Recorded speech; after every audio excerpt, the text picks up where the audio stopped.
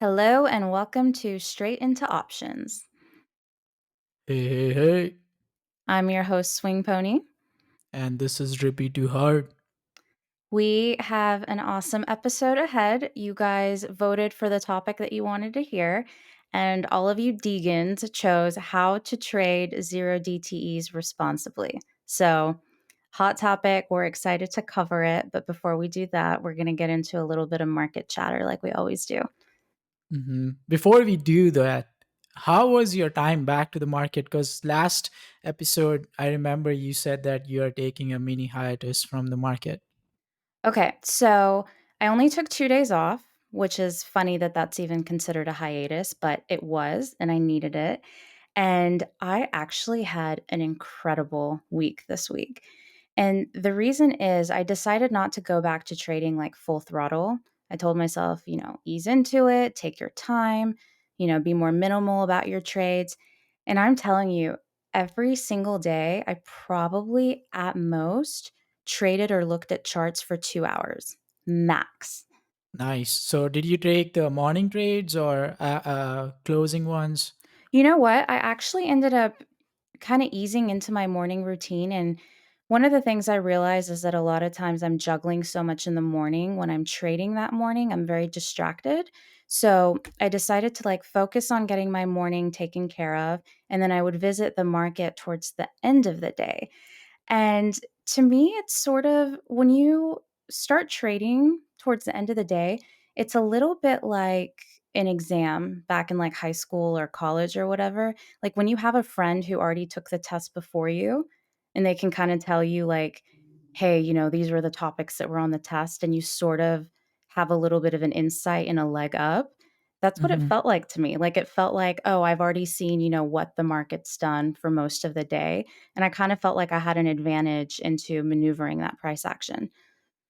Yeah, I think that's a really good point. And usually people do the opposite. They'll go savage mode once they take break. They're like, "Oh, I'm excited," and then things can go south real quick. Look, I am So putting savage mode in the past. It was the most relaxing trading week I've had in so long.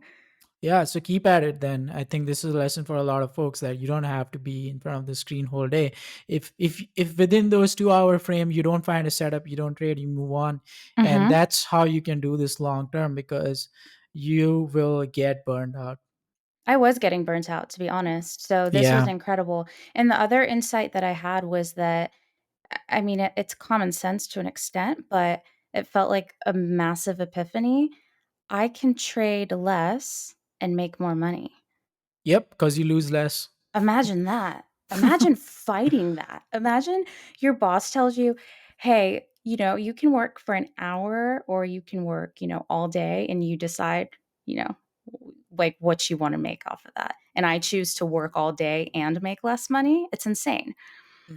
Yeah, I mean, I've taken significantly less trades this week because I'm focusing on small account growth on my Discord, and results have been incredible because now I'm focusing on A plus setups, and um, we only trade the ones which we think are going to work out, and it's been working really well.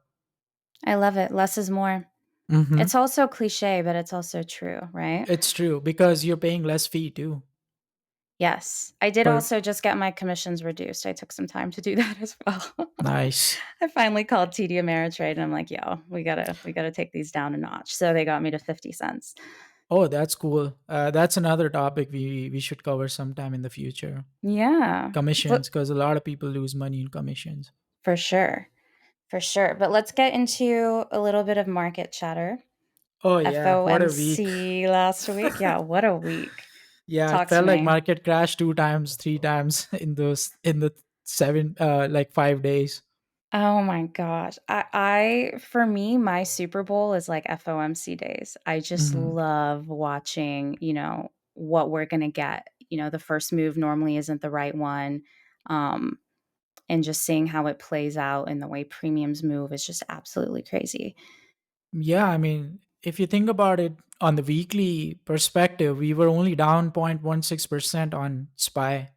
So That's insane because it yeah, didn't feel like that. it didn't because of the volatility in the market, right? Mhm. And so on the day of FOMC, we had a rally after Fed Chair Jerome Powell said that, oh, we're going to do 50 BPS hike, and we are not looking forward to 75 BPS anytime soon. That's not on the table. And as soon as he said that, I was watching the chart, I was listening to it, and then market just ripped from that point on and just, Boom yeah, shakalaka. shorts covering, and it just like went nuts. And I was leaning bearish, but I mean, market humbles you. And after that day, I was thinking, okay, well, everything seems fine. Like a lot of calls were being purchased on the flow, especially for Facebook and SPY into the close. And I was like, okay, we might see a rally into tomorrow, like the other time we had it, right? Mhm. And guess what? Market dump and dump hard. Polar No, opposite, the exact opposite. yeah, and I was watching the tape, and there were like no bids at all, and I was like wondering what's going on, like what just feels like COVID day, that time when we had COVID crash. It felt like that. Dow was down more than 10,000 points in a single day.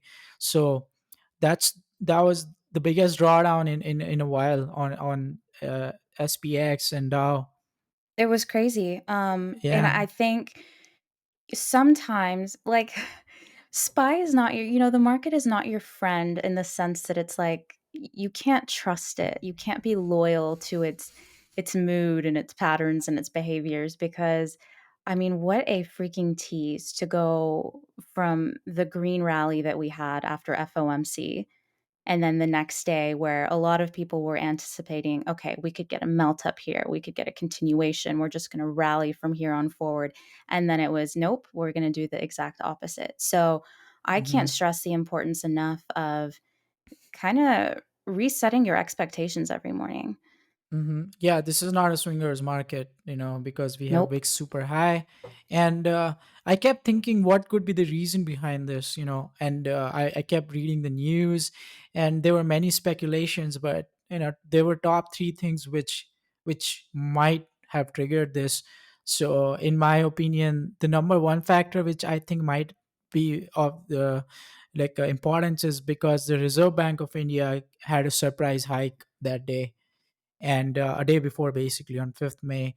And they had a rate hike which was a surprise hike. So that may have spooked the investors in US market as well. And the reason they gave was inflation, unexpected, and they said that they were behind the curve, which is the same thing here. And it's pretty much in the every part of the world, like global markets. So um, that could be one issue. And another one, which is cooking something in the background, is, like, sure, the war seems like it's between Ukraine and Russia, but then the intervention of the US government is like so high that many people are calling this a proxy war between US Mm. and Russia. And if that's the case, it's that's a cold war. And Many people were spooked about possibility of a nuclear war, and there was some news about that as well, that Putin is thinking about testing these things. So that could be one another reason. And the third one could be the Russian debt in the market. And their sovereign debt is increasing, they need to pay. And It's because of the sanctions in the Europe, and because of all these like countries banning the payment systems. Russia is having hard time paying back and the debt, and that could be the third reason that Russia might default. So I couldn't find any more reasons which were as convincing as these, but you never know. Nobody knows what is the reason. It's just the headlines Yeah. comes after it. So that's what I think. And going forward, none of these have changed. So maybe surprise hike is in play until Fed comes out and says clearly that we won't be doing any surprise hikes, or the CPI data is something we'll talk about later in this episode. And then until this war situation is over. So it's still a lingering situation. Yeah, all we can really say is just stay on your toes, you know? Don't get Yep. too comfortable, just expect the unexpected and Yeah. roll with it. Yeah, focus on Um the geopolitical events. Mhm. Absolutely. No, it's been one interesting week after another, and we've got many, many, many more interesting weeks to come. So we'll Mhm. see how it all plays out. But let's go ahead and dive into the topic for today, which is how to trade zero DTEs responsibly. Keyword Mm, responsibly. Which is okay. not a word that most people associate with zero DTEs. A lot of people are actually like, that's just gambling. So, Mhm.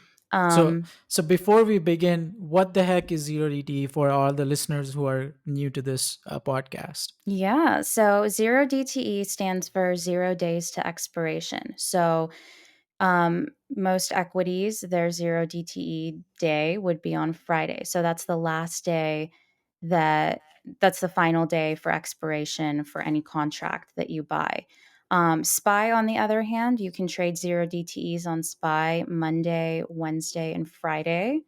And then SPX just recently transitioned to being Monday, Tuesday, Wednesday, and Friday. So the only day you can't do zero DTEs on SPX is Thursday, but that's going Mm-hmm. to change soon. Mm-hmm. Um, and the thing with zero DTEs is that they're very, very high risk, high reward. So Mm-hmm. they are enticing. If you've scrolled through your Twitter feed, I'm sure you have seen no shortage of 1,000% gains. But what Mm-hmm. you have to remember is you're seeing the good stuff. When you are scrolling through your highlight reel, you are seeing the good stuff. So yes, Yeah, behind options the can. scene, there are a lot of people who lost Oh say like a yeah. lot of money on them, and part of it, the appeal is that's why they're so attractive. They're attractive to buyers, and they're more attractive to the sellers, option sellers. So for every option you guys buy, there's someone who is selling those options to you.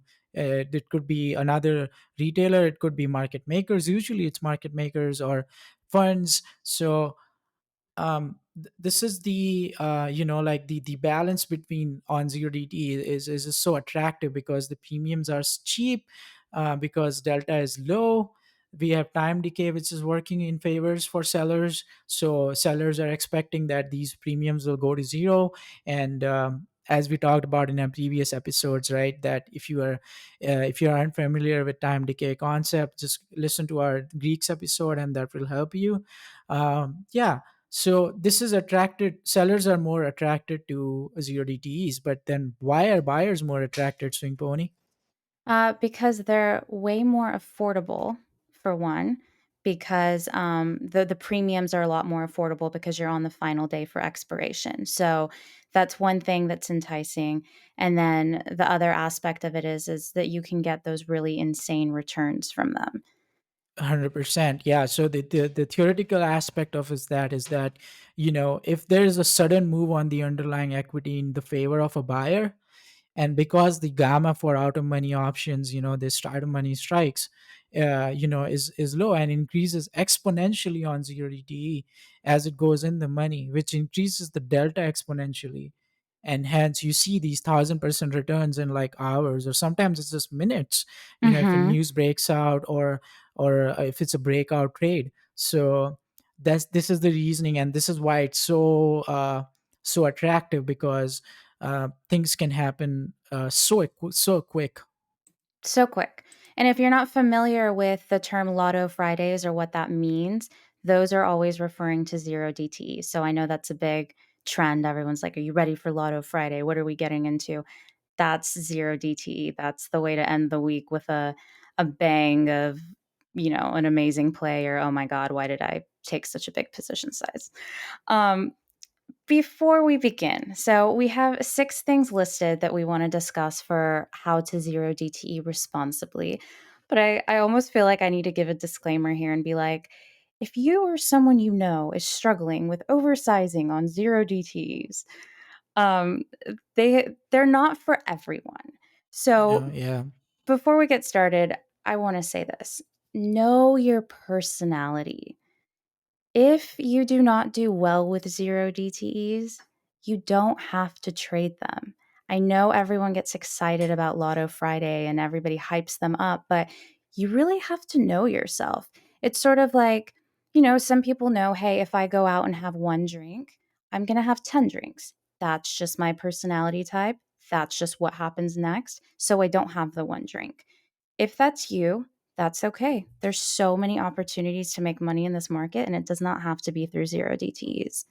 Right. And if you have a personality which, gets addicted to things fast, for example, like the psychological aspect of this is hard to understand for a lot of folks, is that once you get that rush from those insane returns, like let's say you had one trade which went 1,000%, you try to replicate this, on non-zero DTE days sometimes, and you try to replicate it on other zero DTE days. But, sometimes the Greeks won't work in your favor that the other day, and you end up losing more because you were expecting your returns to be 1,000%, but and you never took profit for 100%. So it's very, very important to know that, like your personality, that you're comfortable that if even if it goes to 1,000%, you are comfortable with 100% return. And over the long run, those small 100%, 50%, they add up, they stack up. But if you keep aiming for 1,000% and you keep losing, you're gonna burn your account at a very fast rate. You're going to be shit out of luck. Mm-hmm. Yep. And shit out of capital. Yep. And before we continue, I do want to say I personally do not trade zero DTEs often because to me they feel like skydiving. And Oh I yeah, I there's love a it, by the way. look, if I want to go skydiving, I'll go do the real thing. Like, I do not need to experience that in the market. It brings out my pony Montana. We are trying to keep her aside. So, personally, I don't do it that often, and that's fine. But we will go ahead and dive into a few ways to do this responsibly.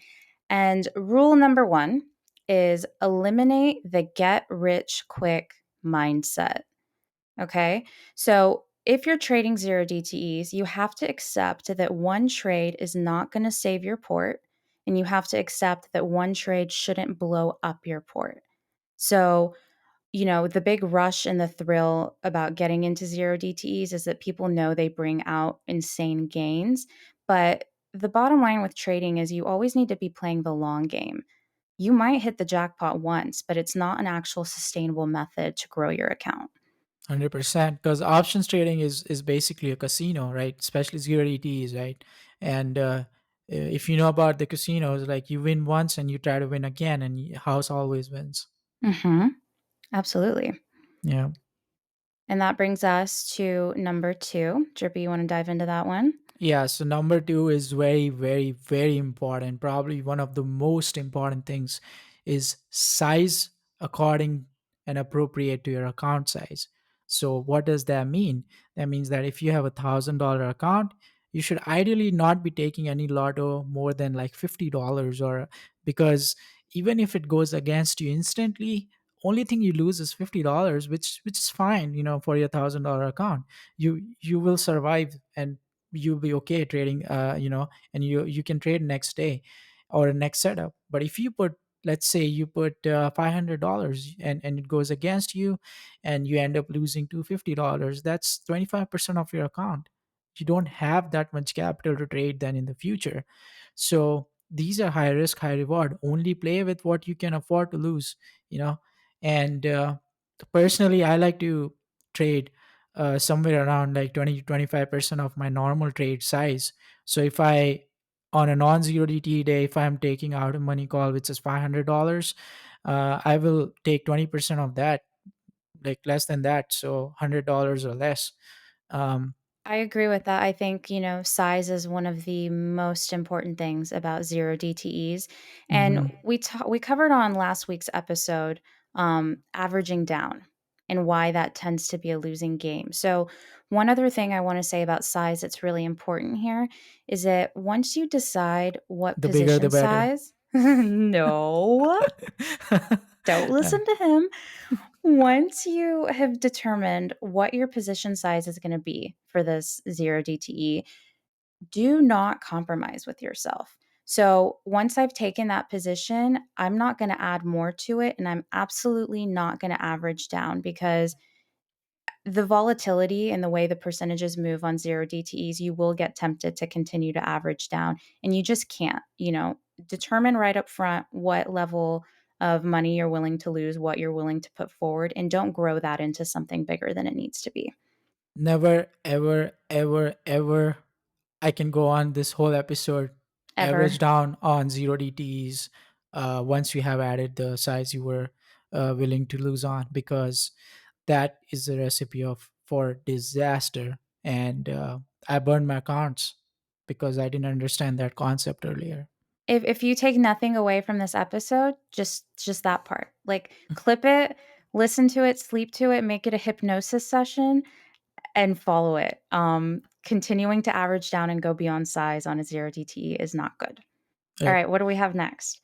So number three is selecting out of money calls. So this is a controversial topic, and it's something which a lot of traders will might disagree with us. And in my opinion, let me try to explain it why this is the case.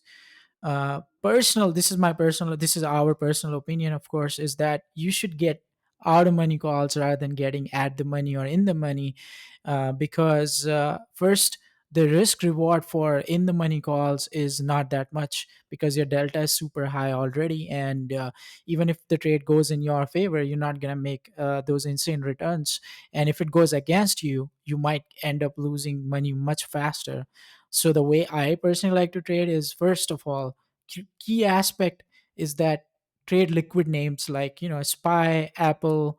For bigger accounts, you can take Tesla, and with a very tight spread. So even if you get out, let's say you have a market stop order, you don't end up losing on insane amount of spreads. So that's important. And with respect to the strike, anything which has delta around zero point 0.2 is something I'm interested in, because let's say that I paid $1 for that contract, right? And if it goes against me a point, for a SPY, for example, I only lose 20%. If it goes against me 2 points, I lose 40%. And this is really good for me because I can control, like it's the perfect number for me. So figure out, if you're a really fast scalper, you could go higher delta. If you're a really like a scalper, but you wait for the chunk of the move to capture, then you should choose the delta according to that strategy.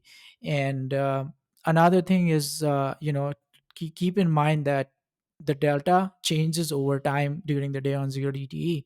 So for me, I like to stick after 11 a.m. Eastern, and that's when I like to look for something around delta zero point 0.2. And Another thing is, premiums get cheaper over the course of the day. When market opens, premiums are insanely expensive because they're pricing in for the move either direction. But once, market has some kind of trend and the price have discovered itself either direction, the probability of it going super violent moves, let's say plus 100 or minus 100 points on SPX, is much lower. So then premiums become much, much, much cheaper, and that's when you should wait for a perfect setup rather than getting at the open. And you can, using this strategy, you can get, like, 5x 3x returns in matter of minutes. Yeah, I think when the premiums do get super cheap and you are in a good place on the chart, that's where you can do a little bit more of a lower risk, high reward because the premiums are so much cheaper. So I definitely like that. Number four, the next one is to trade the setups that you are comfortable with. So 0 days to expiration. It's already a volatile day. We're already seeing crazy moves. If you are trading names that you're familiar with, that'll at least give you a level of comfort in being more acquainted with how the name moves, what the chart looks like, what key levels to look at. So, one thing to definitely watch out for is patterns that start to emerge. So, there's sort of a lull period in the market between, 11 to 1 Eastern, so that's a good time to see what kind of patterns are taking place and to really find your edge in, a big move that's about to come. Big patterns to look for, flags, wedges, pennants, and then also make sure to keep an eye on volume. Yeah, sometimes, you see these patterns emerge, but then they never break out, or they break out but it's fake out. And the key is to know the volume that day. If the volume is low, those patterns will not really work or break out. So like, you need to be aware of the volume and the volatility in the market that day. One of because the otherwise you will well, lose money. one of the worst things I've done is, like, try to anticipate the direction a wedge or a pennant's gonna break out and getting into Mhm. my position early, and then it's still Mhm. just going up and down and consolidating. Yep. Not good. Yep. No Yeah, bueno. that's when you should sell options. Yeah. Yeah, Yeah. exactly. So Um, number 5 is something which I don't see a lot of people talk about on FinTwit, and something which I talk about a lot because I use that in my day-to-day trading strategy is using time as a level for entry and exit. And I kid you not, I've used this, and a lot of members and a lot of followers have used this. They get sniper entries using this strategy.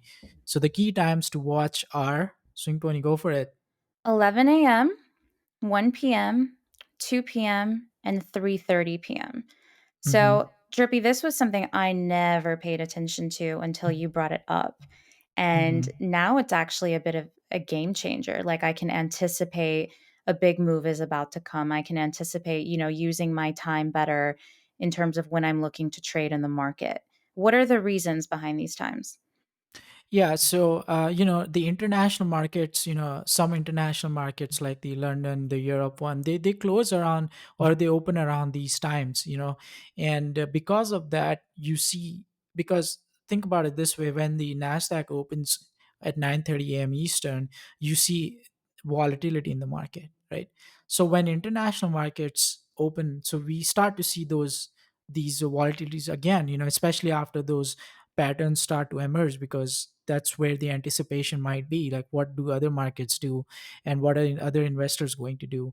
And using this as a tool, you can combine it with your strategy that, okay, 1 o'clock the wedge pattern might break, and if it gets there, okay, I might be able to anticipate the move before it happens and get in, and that's where the volatility kind of starts to increase again after the lull period.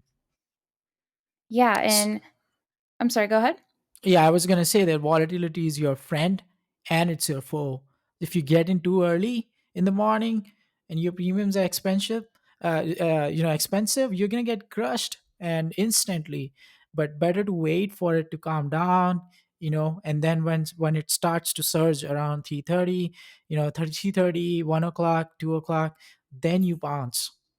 Yeah, and I know you mentioned 3:30 and that's close to the end of the day, but one time window that I've also been paying attention to quite a bit is the Hmm. last 15 minutes of the day.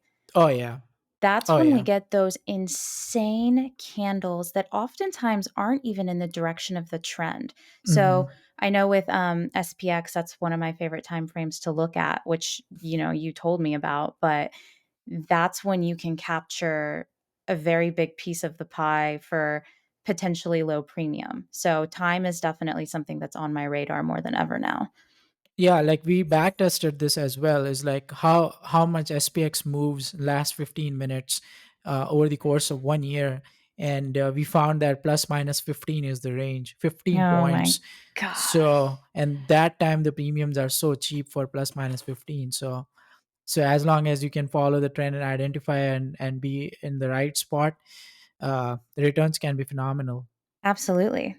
And Yeah. speaking of returns, that brings us to number 6, which is very, very important, and that is to lock profits while you're green. I like to set my sell orders ahead of time. Keep in mind, 0 DTEs, we've got a shit ton of volatility. You can see that you're up 300%, and then next thing you know, you are only up like 70%. And then after that, you haven't logged profits, and suddenly you're down 50%. So, what I like to do is I like to set my sell orders ahead of time. And the reason is because when we are getting big moves, I know that if I just watch the chart go up and I watch my premium go up, I get in a little bit of a trance. I Hmm. don't want to go ahead and set a sell order and sell myself short when this thing could freaking go. Hmm. Okay. It's all fun and games in theory, but as somebody who has executed that train of thought many, many times, I will tell you that what happens for me is the stock ends up coming down and going against me faster than I can even realize what I'm doing and try to put in a sell order. and that's when I end up not locking profits.